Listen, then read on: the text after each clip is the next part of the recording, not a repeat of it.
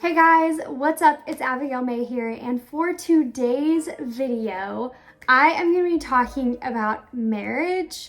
And so the title of today's video is called Marriage, the Refining Fire. And I just kind of wanted to talk about 5 different things that I have learned so far within marriage. So whether you are married, dating, engaged, whatever it is, I really hope this video encourages you and also helps you to focus on maybe a few things to talk about or think about if you are married or you plan to be married or engaged or dating or whatever it is.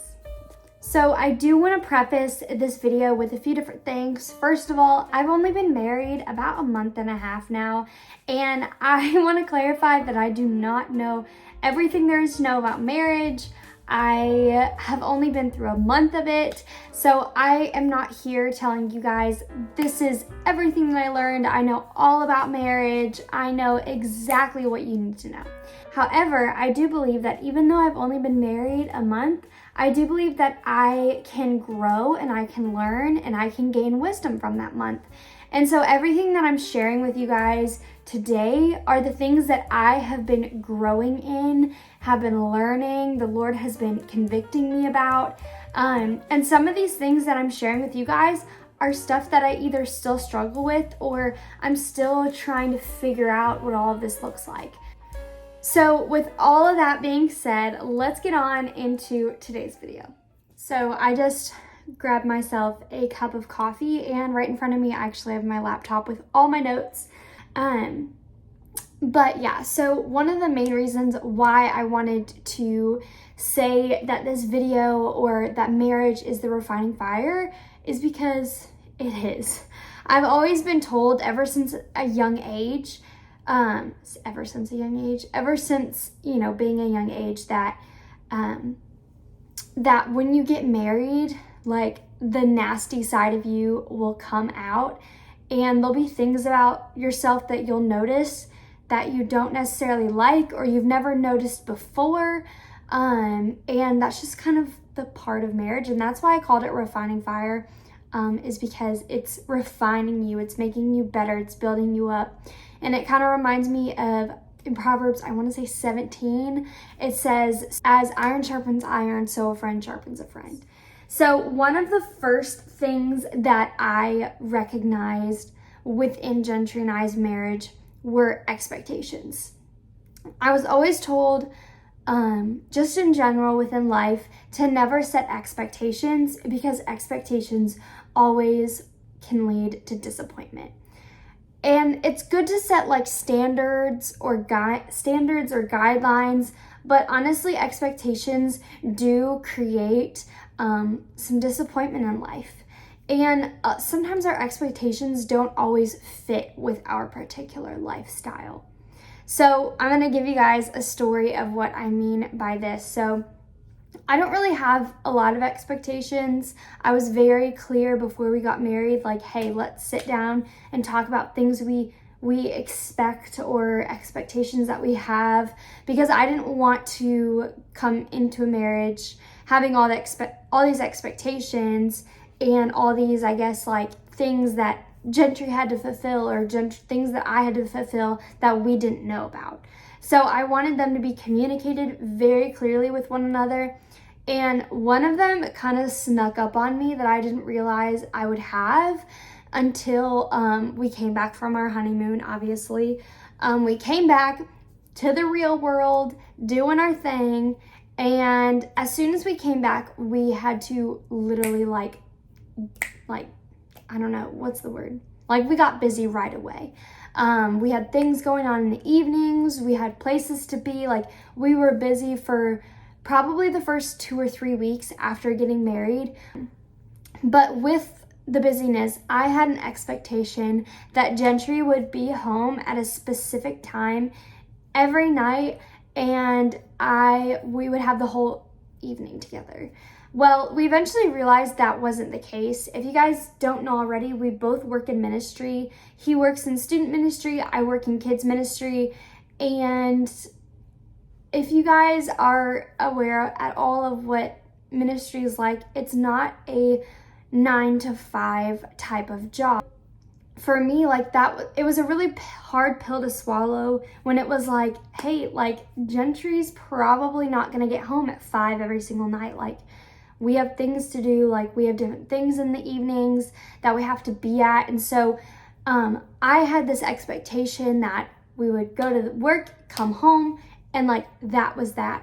And so that's something within the first 2 weeks that we had to talk about and discuss, and almost a reality that I had to come to was that expectation or that standard or whatever it was did not fit our lifestyle realistic. Okay, the second one is, I don't know if this is the right word that I called it, but I said familial habits, which basically means just kind of like the habits and ways of life that you grew up with, that you were taught with.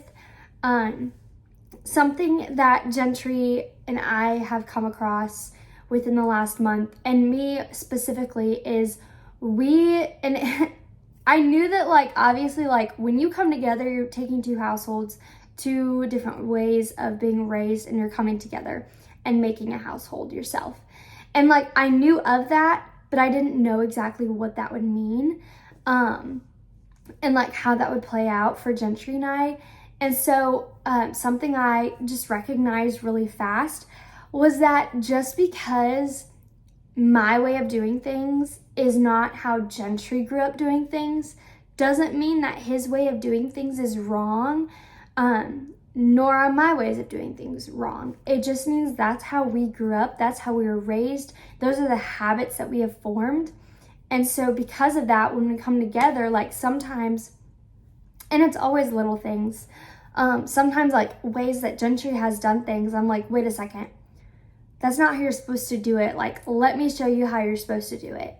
And it's not that he's doing it wrong, like I said, but it's just the fact that he's not doing it the way that I was raised to do it, that I'm like, oh, you're doing it wrong. So like I said in the first one about expectations and how I thought Gentry would be home at a specific time every night, this kind of goes along with it.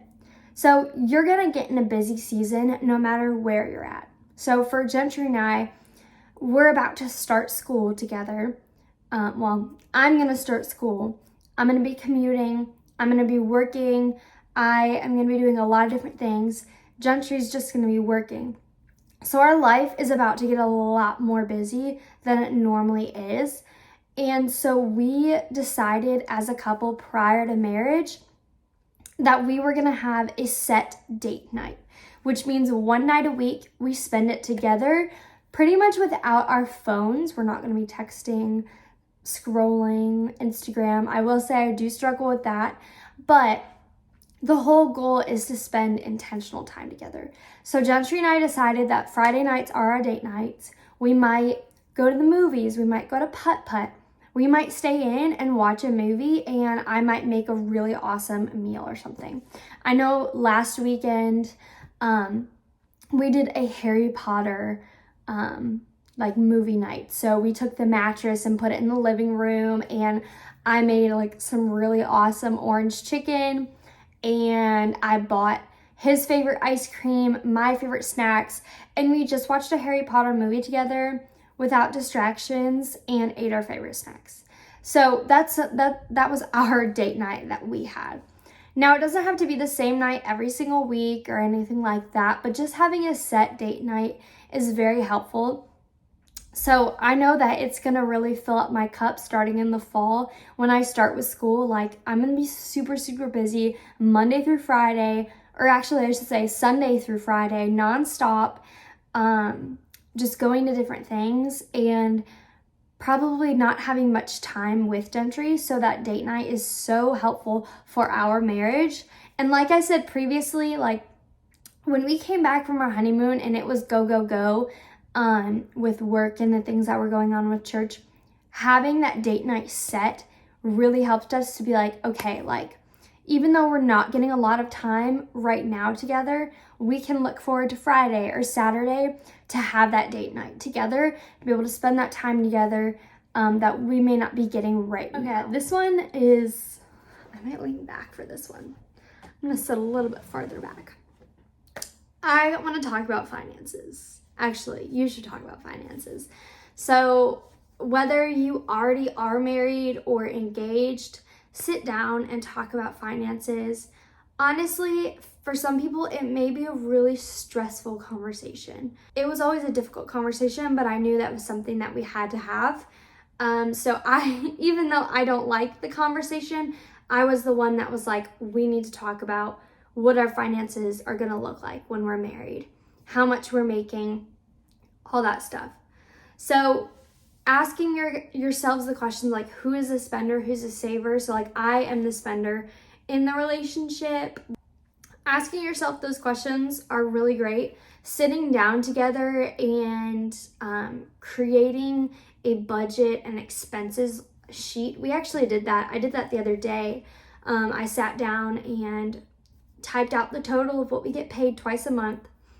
And then I wrote out all of our expenses, all of our memberships, everything that we have to pay for. Like I wrote out,